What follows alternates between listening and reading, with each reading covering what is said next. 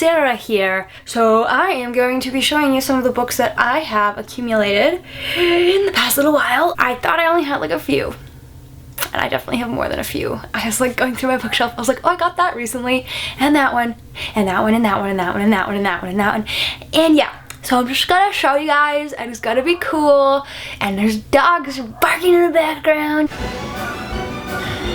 So the first one, not YA at all. I found it in Value Village, actually. I mean, come on. This is fantastic. So fantastic. Alfred Hitchcock presents Stories for Late at Night. This is just like a bunch of short stories by different authors. One, I bought it because the cover is so cool and I just kind of wanted to display it. But two, the stories seem like they're going to be really cool to just kind of read when I'm wanting that Halloween vibe, because I like Halloween. It's gonna be good. Then we have Fangirl, the exclusive collector's edition. I saw it on sale for 15 bucks at Chapters, and I was like, you know what?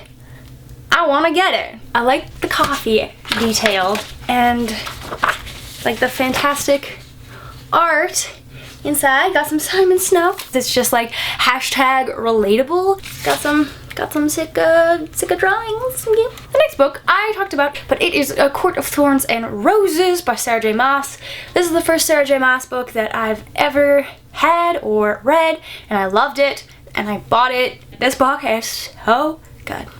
So good. So good. I'll show the next books together because, why not? These books are Quidditch Through the Ages and Fantastic Beasts and Where to Find Them by J.K. Rowling. I don't know why I didn't own them before. It just like dawned on me that I didn't have them. So I was like, I need to go buy them. So I did, essentially. Like, I read all these when they came out in the library. They're fantastic. Emphasis on the fantastic, because they're so good.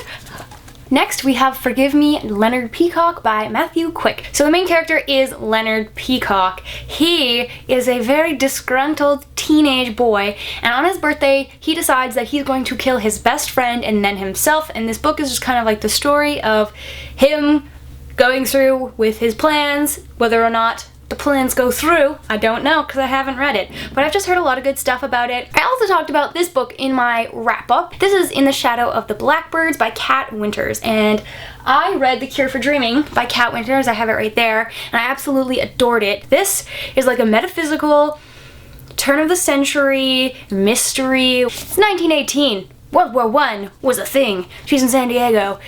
And yeah, magic. She is like all about seances, and she sees spirits in the world, and it's super exciting. Next, I got Shatter Me by Tahereh Mafi. I did it finally. I was really hesitant to buy the series, not because I didn't want to read it, but because they have a really big issue with the heights of the books. So everywhere I've seen them, all the books have been different heights, and that freaked me out because I'm not about that life, you know? You know, they have to match. They have to match. But so at my local bookstore, I went and they were all there, and they were all the same height. So I was like, oh, what? They're the same height. So I bought the first one, and hopefully I love it, and then if I do, I'm gonna go and buy the rest of them while I know that they're gonna be the same size, because that is what the dream is, you know. Shatter Me, Tahereh Mafi. It's gonna be so good. I've just heard such good things because Witty Novels is just obsessed with Warner, and I love her Twitter and her YouTube. So finally I was like, I need to see what this Juliet Warner shenanigans is all about. So, okay, and so the last book I just bought yesterday, I bought it on a whim because I saw Casey Ann from The Dark Readers talking about it a little while ago. Velvet by Temple West. This is a vampire book, and as oversaturated as the market was, there are not that many kind of vampire YA romance books coming out, like nowhere near as much as they used to, and I have a soft spot for it, okay? I'm sorry, I just do. I'm basic, okay? Just chill. So essentially Caitlin, she's just like, you know, your average main character. And so she pisses off a demon or something, and her neighbor is the demon's son. And her neighbor is a half demon, half vampire. I know, it sounds bad. But it comes with glowing reviews from Casey Ann over at Casey Ann Books/Dark Readers, and I trust her opinion on all things paranormal, YA, romancy, because I always end up loving them. So I have a feeling this is gonna be like one of those things.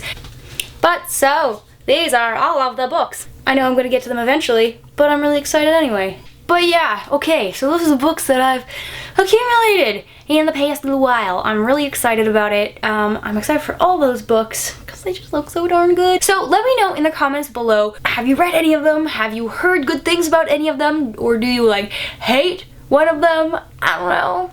Give me your thoughts and opinions because I would like to know. But yeah, so my name is Sarah. Thank you so much for watching my video and I'll talk to you guys later.